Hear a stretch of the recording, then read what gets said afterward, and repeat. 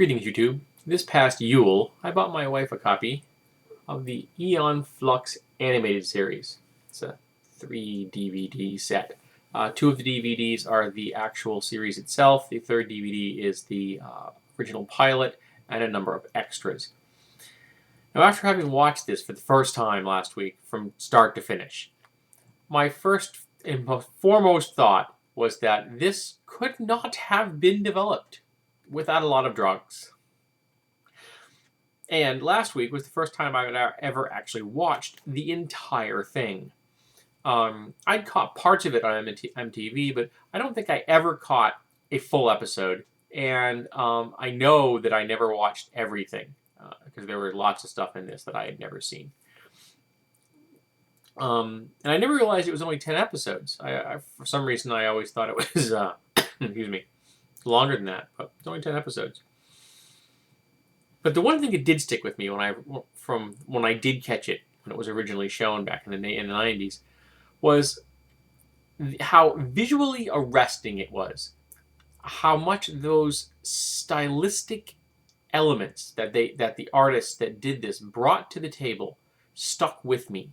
Because even today, I can remember the scenes from the 90s so clearly. And the style stuck with me that when I would imagine, wouldn't it be cool if this book or this graphic novel were animated? And I would think, these are the guys that should do it. Because that style stuck with me. Because it was just so wonderful to look at. And it's wonderful to look at here. It's presented extremely well. They digitally remastered the entire series in 2005. They brought up the colors, they changed things here and there, slightly brought in some special effects. But the overall animation was untouched. And it was just such a thrill to finally get to see this from start to finish. And I'm sorry I waited so long. I mean, I've had it since December. I just didn't get around to watching it until now. And the story is interesting. Interesting in the same way that, you go, because the only way the world presented to us in the Aeon Flux story makes any sense is that if every single adult in that universe is schizophrenic, that they're suffering from some kind of psychic break from reality.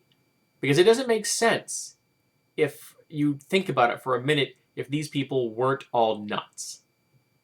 Which got me thinking.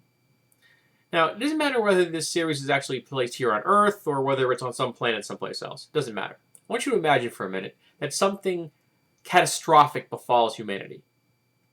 And the human race is reduced down to like 12 people. 5 of them are siblings.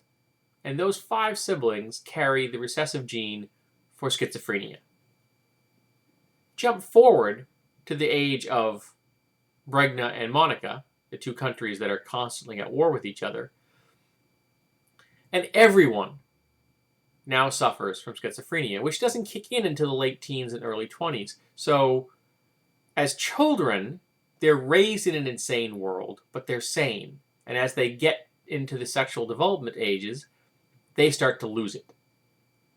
Because if you try to apply logic to this series, it just doesn't work.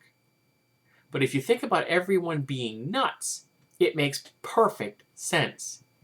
Because not only are there things in this animated series designed to be interesting for the viewer, because it's a visual media, because it needs to be action-oriented, but there are things in this series which exist solely to increase the twisted, codependent, dysfunctional relationship between the 2 warring nations.